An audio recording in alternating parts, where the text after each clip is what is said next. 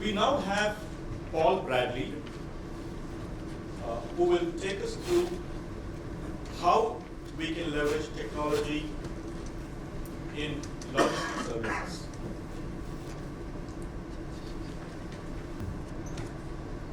Good afternoon. Always a pleasure to be back in India, and it's quite an amazing full house today. I'd like to speak to you about the transformation with technology. The changes that are coming are at a pace that we've never imagined before, and in our industry we need to be prepared to embrace change and use these technologies to our advantage. From my many trips to India, I've had the privilege of meeting some of your business leaders who I can honestly say have inspired me. Mr. Ambani, Mittal, Premji, Mr. Humble, Mr. Muti. These are amazing business leaders that have transformed India and prepared India for what it's going to become a leading economic superpower. These are inspirational leaders who have created the path to drive India's future. Why I'm starting with this is because you're the leaders of our industry who will drive India's future in logistics and supply chain. And like these leaders, you're going to have to be radical, and you're going to have to be bold, and you're going to have to drive change at a level that's never happened in this industry before. Yeah, there are many creative ways traditionally of doing logistics and optimizing storage, but today we're at a different level.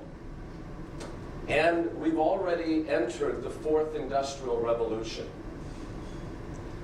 with Internet of Things and with technologies where many of the factories today in the world are already outdated.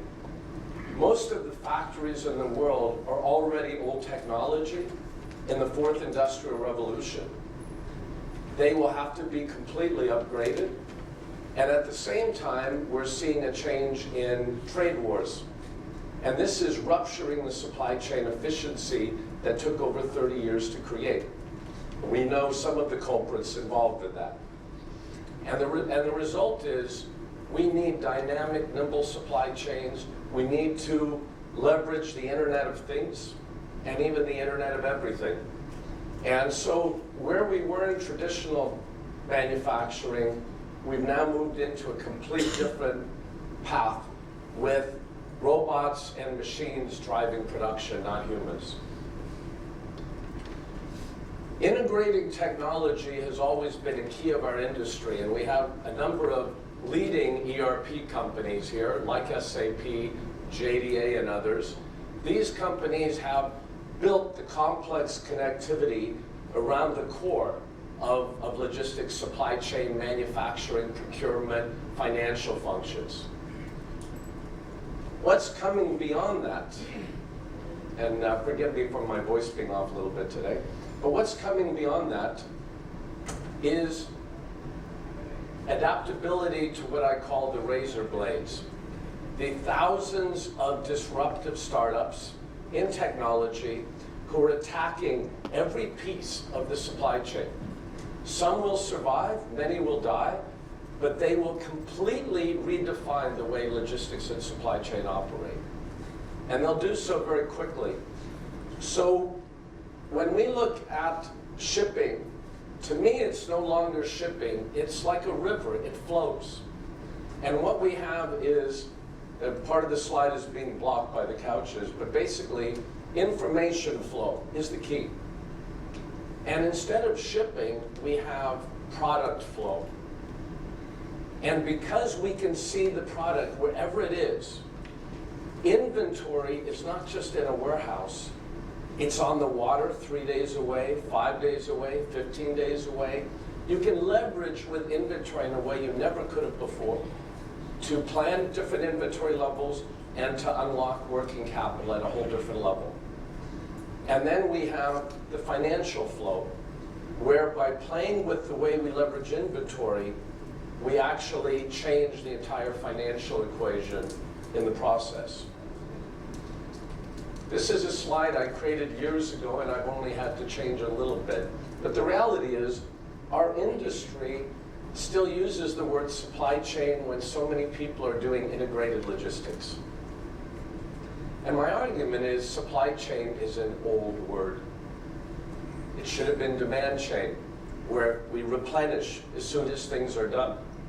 And I know Walmart does that, and I know the Reliance retail does that. So we're replenishing on a live basis.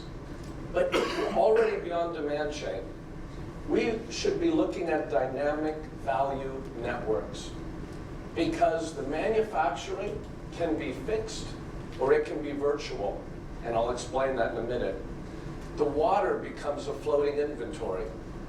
The way we play with production and supply chain is very different.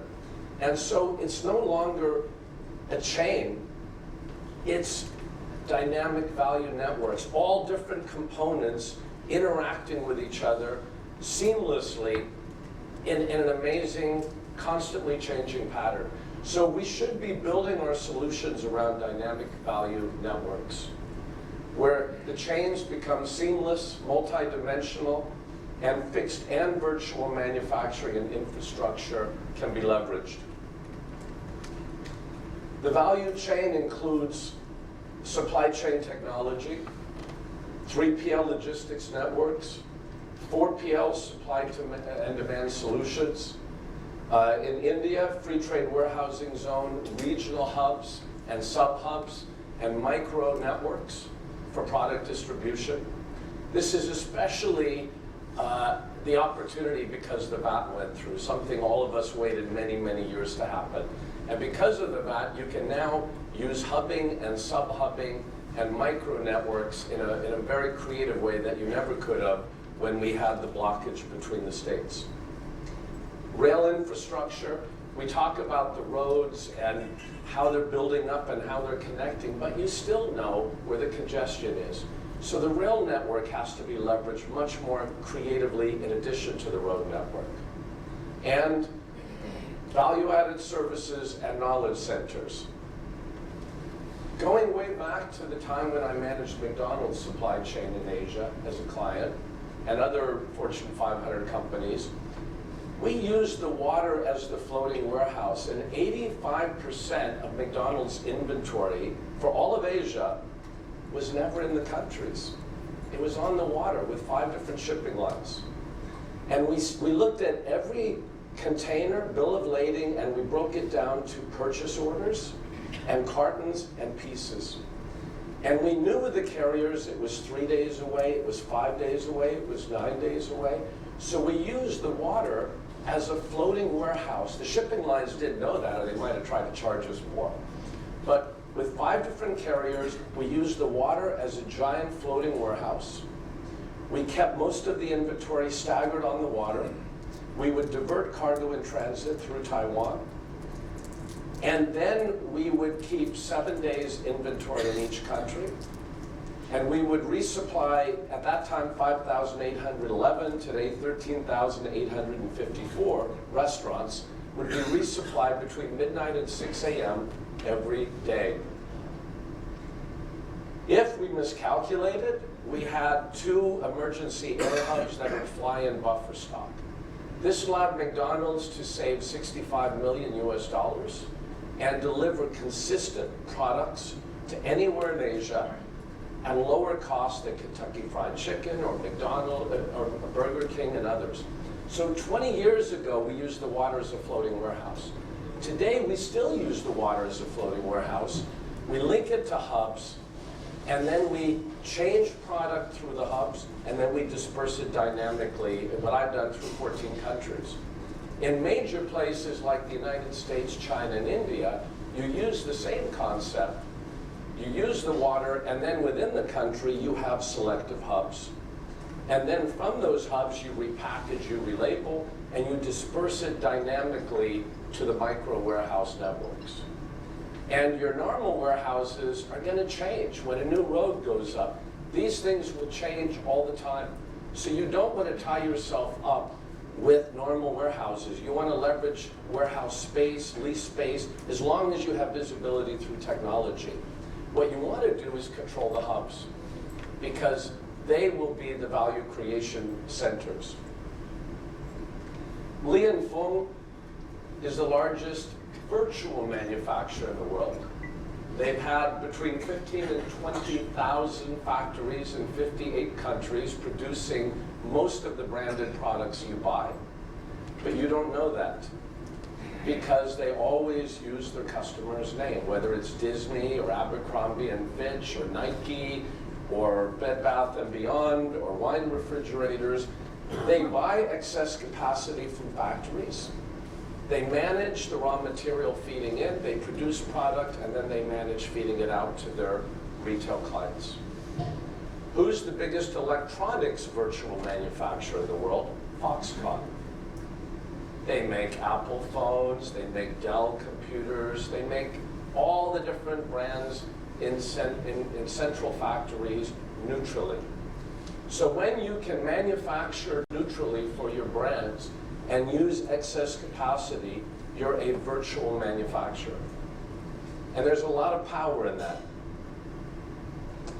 Regional hubbing allows us to bring product in and dynamically disperse it on a just-in-time basis, which is much more to a demand chain requirement. In Singapore, I operated hubs, 44,000 pallet ASRS, and we literally turned it into a factory where we would do Gillette razors and batteries and CeraLee, Ambipure, and we even would bottle wines and spirits inside the hub instead of in Scotland. So the hubbing becomes very powerful, and it becomes a very powerful solution for India going forward. Avvashya started with FTWZs, the first in India, ahead of its time, the first free trade warehousing zone parks, 2 at 384 acres each, 1 in Panvel, 1 in Kurja. But what have they done today? They've added cloud data centers. So now, duty-free, they can store product, but they can also store data with giant cloud data centers inside the FTWZs. And they're integrating physical product and data product through FTWZ hubs. So it's very interesting. And Singapore now is an investor with Capital Land and some other major global companies. So they've repositioned themselves with data as well. This is one of the hub facilities out in Panvel, the valley outside the Bombay port. What does Apple do? They first created iTunes, which is a network orchestration center. So they have 1,500,000 programmers around the world. They don't pay them anything. They create product, and if I allow you to bring it into iTunes, they get 30%.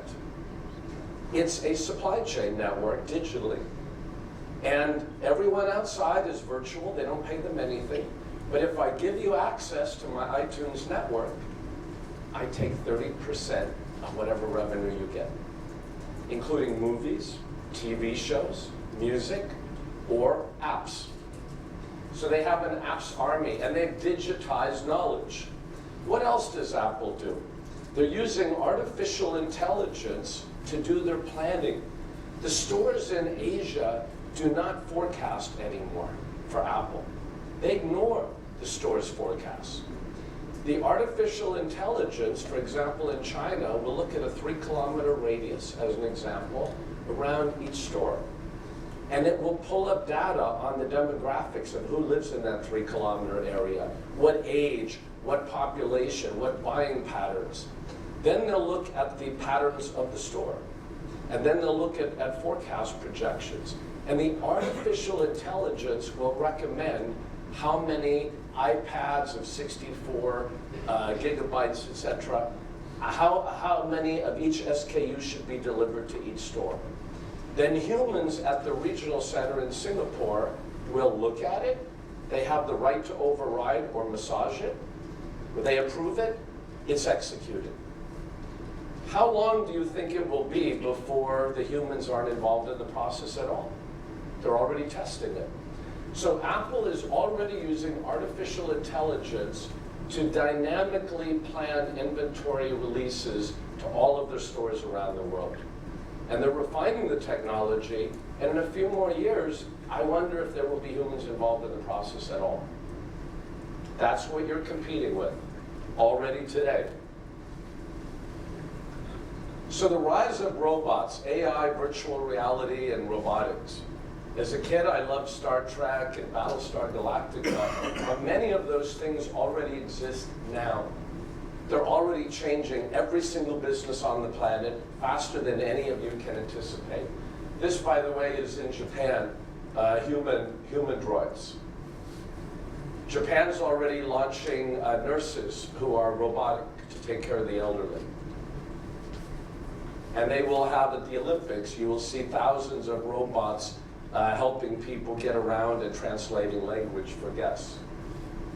This is what warehouses of the future look like, because they're already deployed at Amazon. They're already deployed at some of the Walmart centers.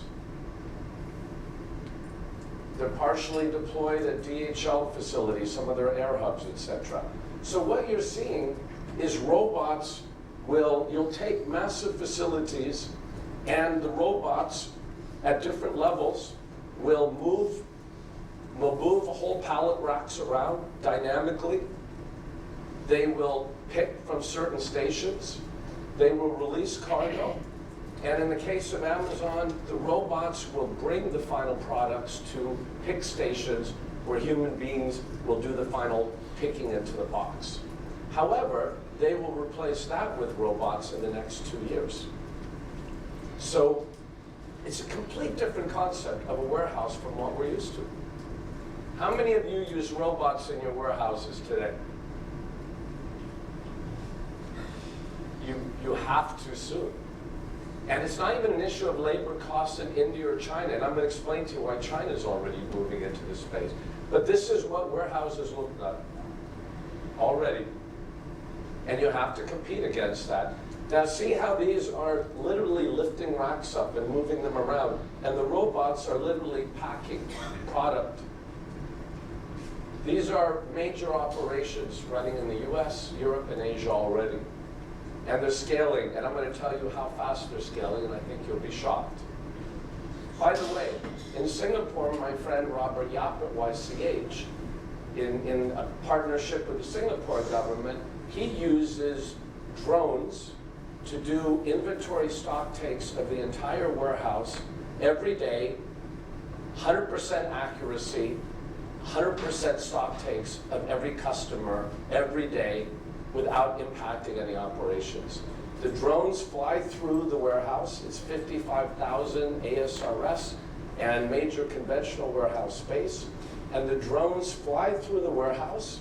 They read the barcode status, and they do an accuracy check. So I remember just a few years ago, I'd have to shut down my warehouse on a Saturday, and I'd have to do 100% inventory stock take. I even had to do that here in India during the monsoon season for Globus and Madura Garments and others. Not anymore.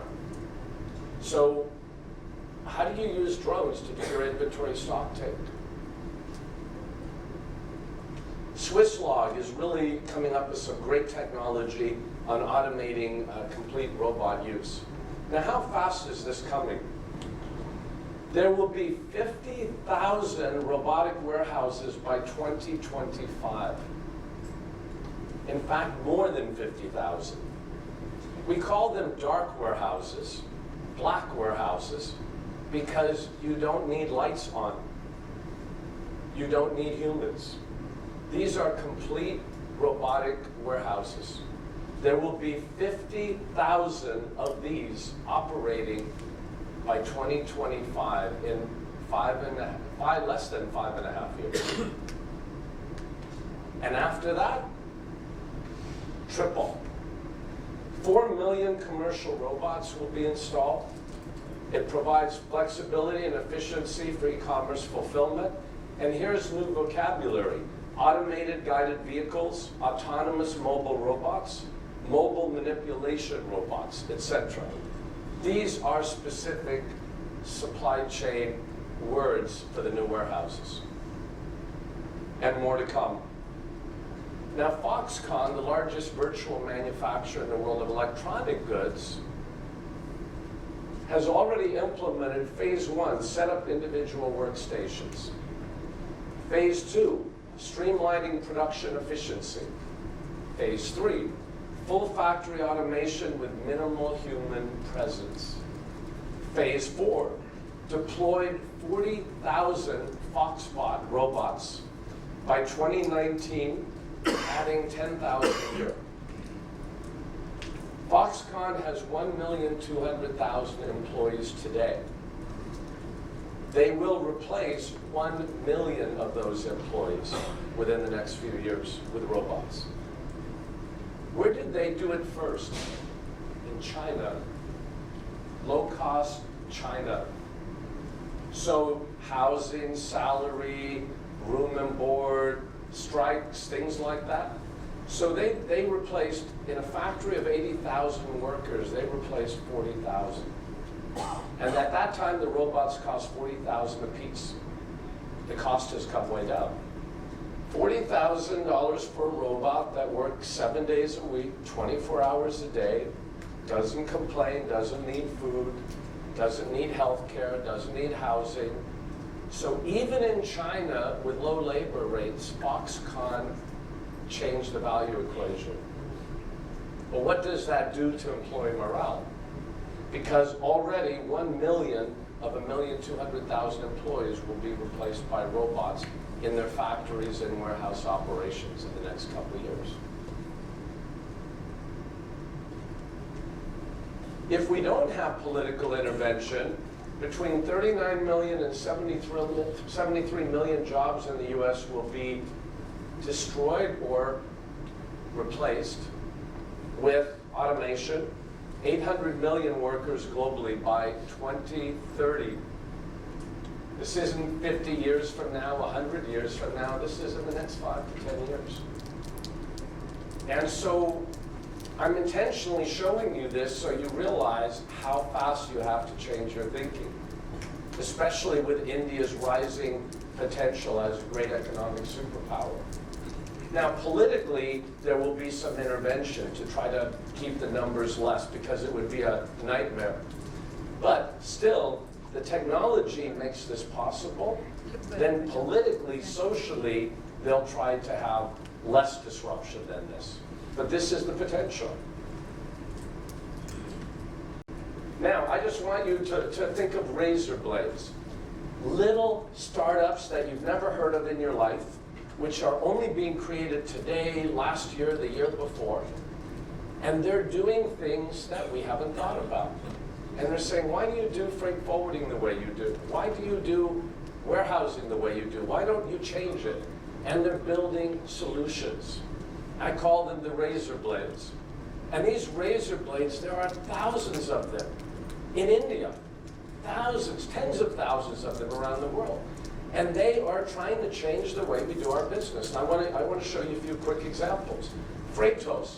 I met Zvi from Israel about 3 years ago. He's an astrophysicist from Cambridge. And he said, I don't understand why you have freight forwarders doing freight rates and having spreads with bills of lading. And I don't understand that. It should all be open and transparent. You should just pay a fee and you should be able to know all the rates on a computer. So what did he do? He created Aetos, which now has $90 million US funding. It's valued at $300 million. It likely will hit $1 billion within the next year and a half. He has created online freight forwarding. And you can see the rates, air and ocean, you can choose the carriers, but everything's transparent. So if you're using a freight forwarder and you go to Aetos, you'll already see if there's a freight difference.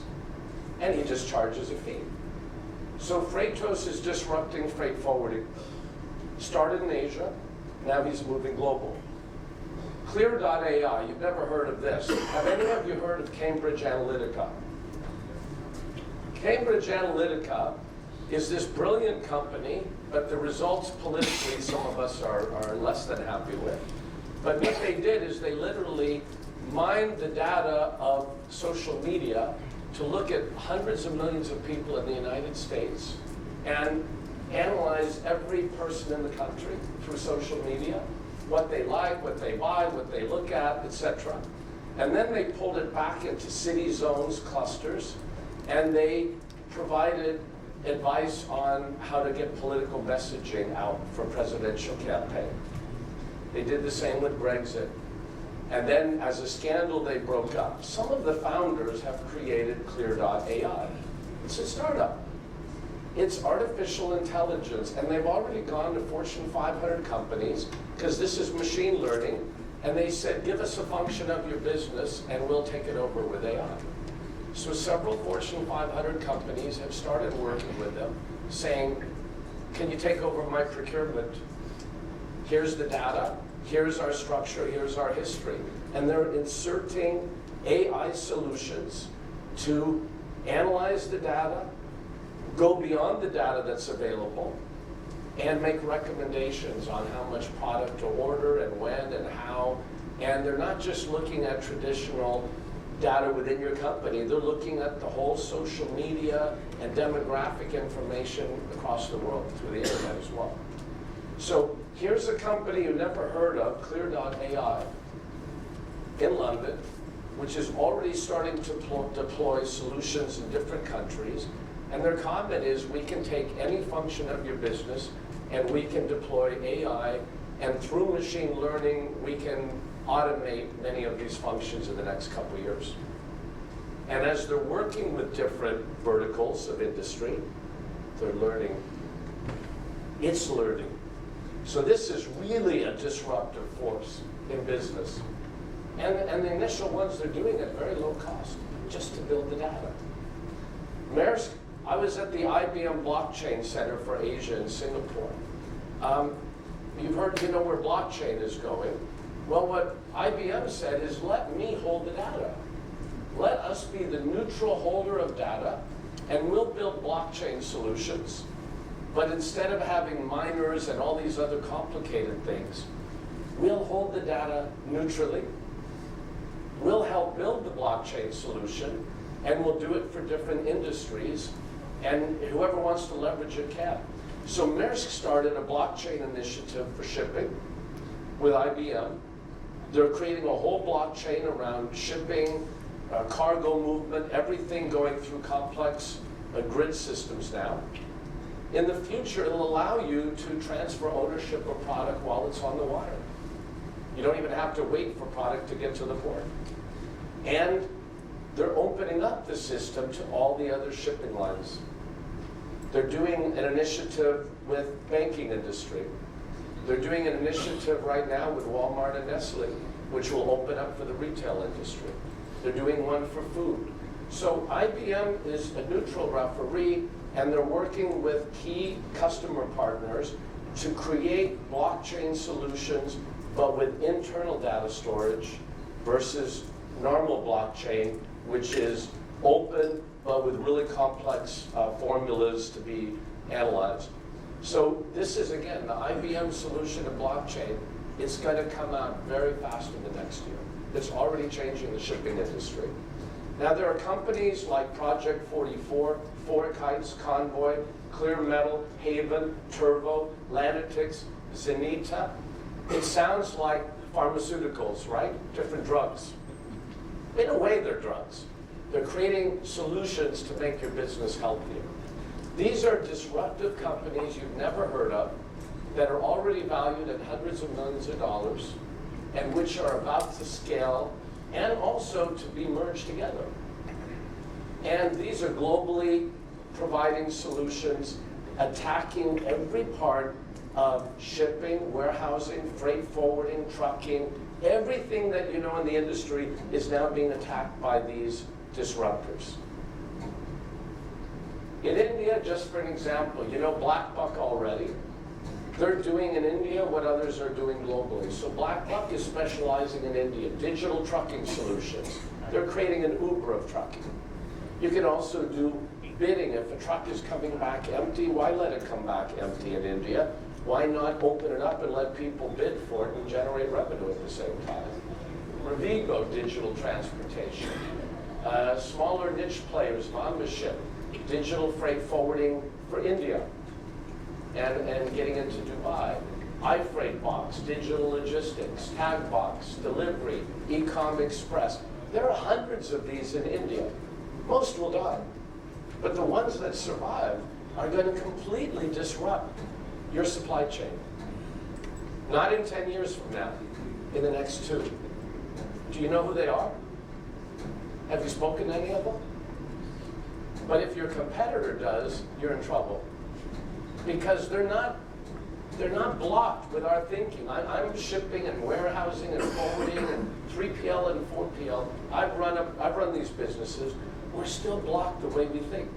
We look at incremental changes. My message today is you have to completely blow up the way you've been doing your business in the industry.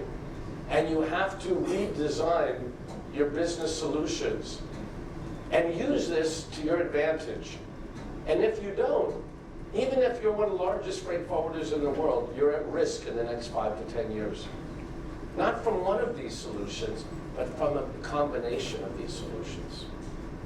And I've worked with some of these companies. Amazon is doing drone deliveries already now in parts of the US with FAA approval. UPS has trucks now where the driver will get out to hand deliver a package, the drone will launch from the roof, and the drone will deliver to 2 or 3 houses while the human is delivering to 1, so they can do 4 deliveries in the time that used to do 1. Combining humans and drones, already deployed. Singapore is about to approve this also selectively.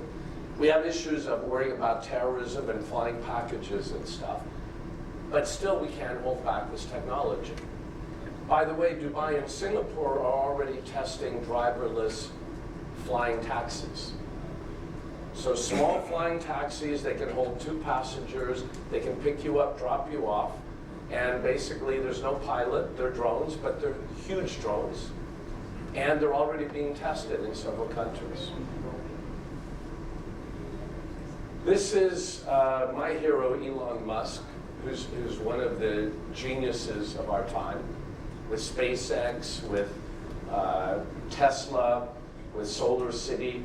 So he's already developed driverless trucks that are electric, by the way, and they can handle a heavier weight load and they can drive faster than diesel trucks.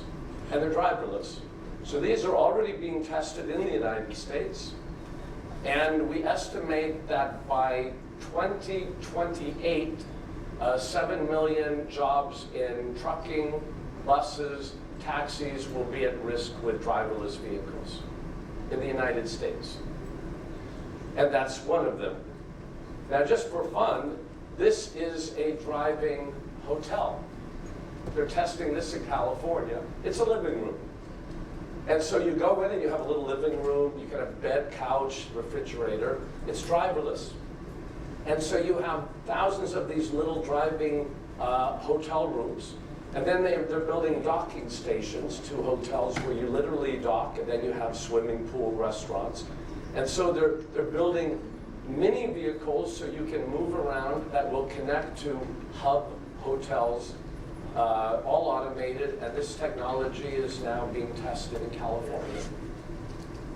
It's not 20 years away. 3D printing. So Amazon has already been doing 3D printing in trucks for the last 2.5 years. They have a patent on it. So the truck will not load product, it will load chemicals. And it takes 8 minutes to print each item. I'm going to your house in 30 minutes. Google says it'll take 28 minutes to get there with traffic patterns. So I can print all 3 items with 2-minute buffer. And it literally is printing the product to be delivered to your home, fresh off the assembly line as it pulls to your house. They started with 4, then 8, then 12, and now they're looking to deploy this on a much wider basis. So the factory is driving to the destination. More and more products don't need to be produced at factories and then sent to warehouses. They will be 3D printed, either micro level on trucks or 3D printing factories, which is something I was involved in a project for Singapore. I can't go into detail, but when the port moves, in 8 more years, the second biggest port in the world, which will then be 100% automated without human beings, the cranes, everything.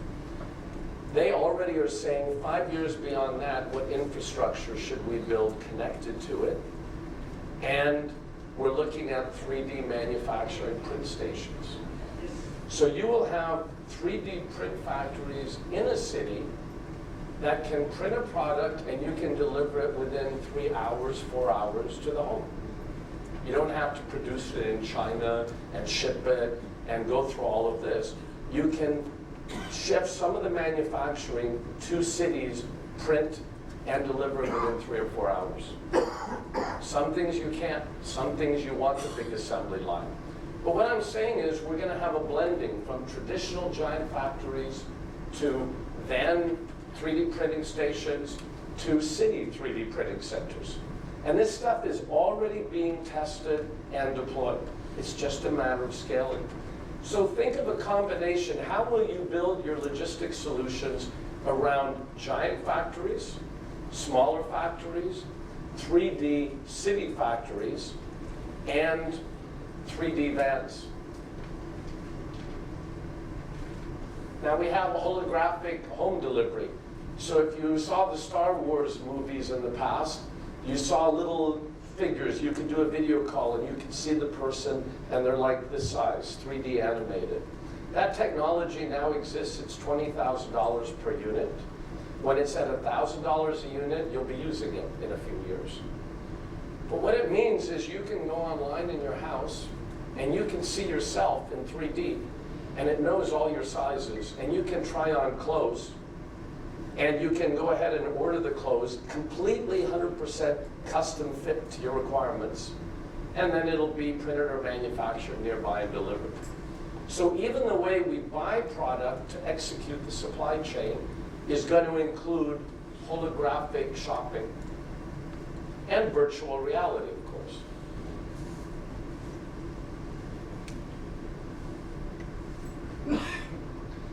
Blockchain and digital currency. This is, again, it's going to connect to the supply chain.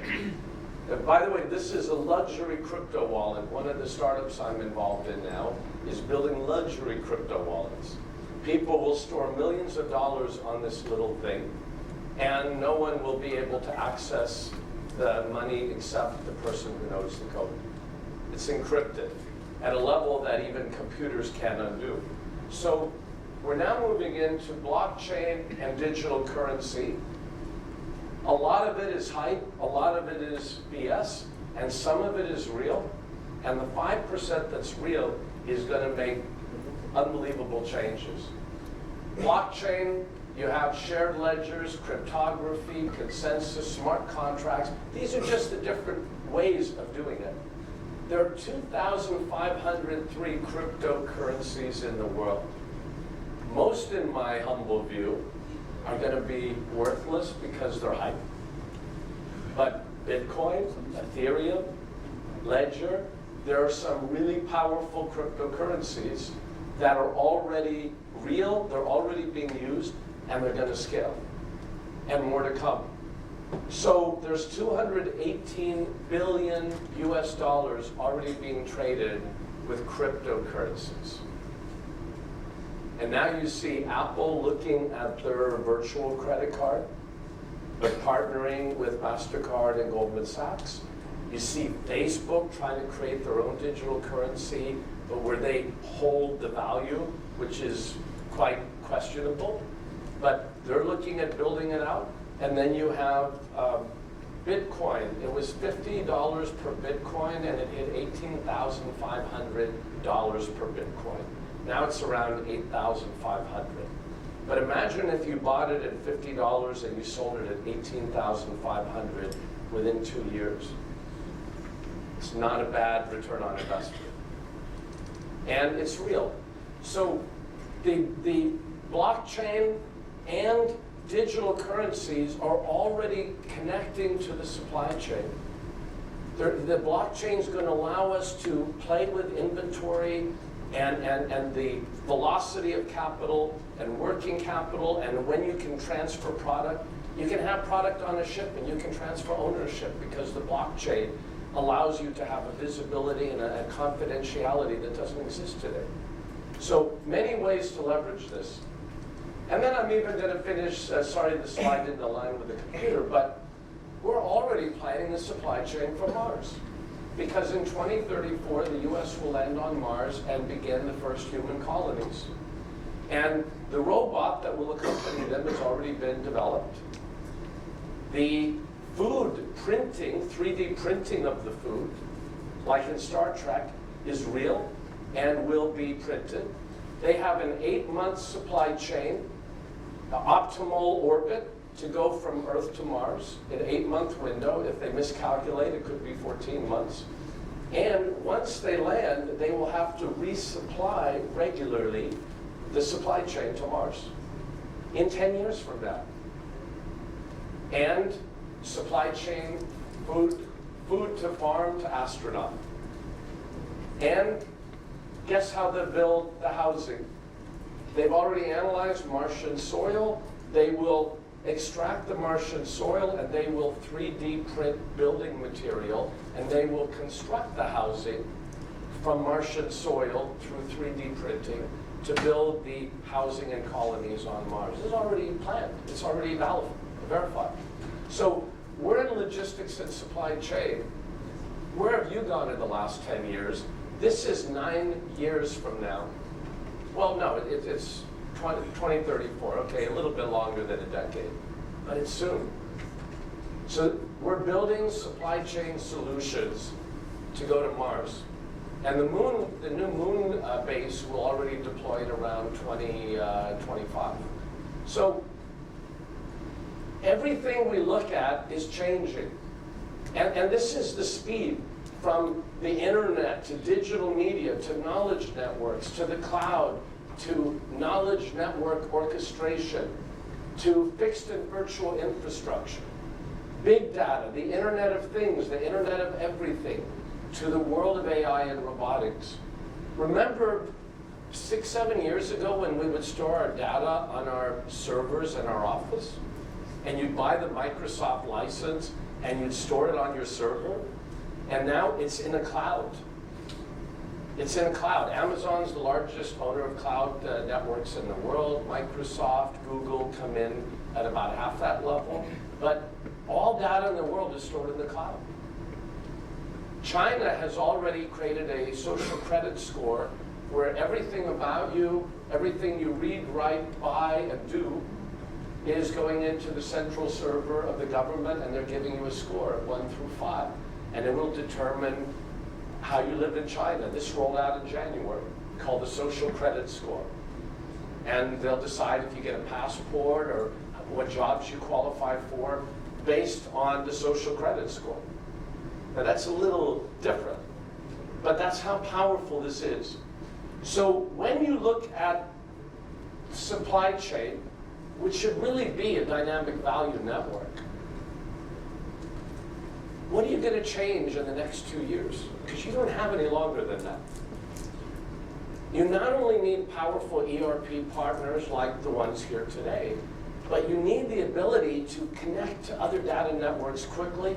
You need to be able to test and leverage these new razor blade technology leaders that are going to completely disrupt every part of the supply chain network. Which ones do you partner with? How do you link them on? How do you test them? And when you do this, how do you internally prepare your own organization to accept change? So now when you hire people, you can't just think of someone who wants to do a process every day the same thing with the forklift or the pick station or the bill of lading. You have to think of employees that need to constantly want to learn and evolve and adapt and change, because those are the employees that you're going to keep, and the other ones you're going to replace with robots. And it's already being done in Singapore, it's being done in China, it's being done in the US, it's being done in Europe, it's coming to India, and it's in the next few years. And the singularity is when a single AI device accesses all the knowledge in the world and can process data 7 trillion times faster than a human brain and can technically take control. And that's estimated to be 2035 to 2040. according to Bill Gates, Elon Musk, and Dr. Stephen Hawking. So the singularity is not 500 years away. It's going to happen in the next 15, 20 years from now. So everything in our business is changing. 2 years ago, I was a part of the G20 Leaders Summit. I was on one of the task forces for disruption of the 20 countries, including the Indian government. And what we did for a year was we looked at how is change going to affect every industry? Labor, education, supply chains, every industry. And just for a quick example, we're entering an era of rapid disruption. The digitization, AI, and robotics is the largest economic shift in the history of the world. Moving from agriculture to an industrial revolution took 120, 150 years. This will happen in 20 years.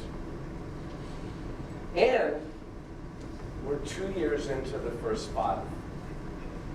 And in our estimate, the speed of this change the next 3 years will grow by 50 times. And the following 5 years by hundreds of times. And the 10 years after that by thousands of times. So I'm not exaggerating when I tell you the speed of this disruption is faster than any of us could imagine. It was shocking to see the analysis.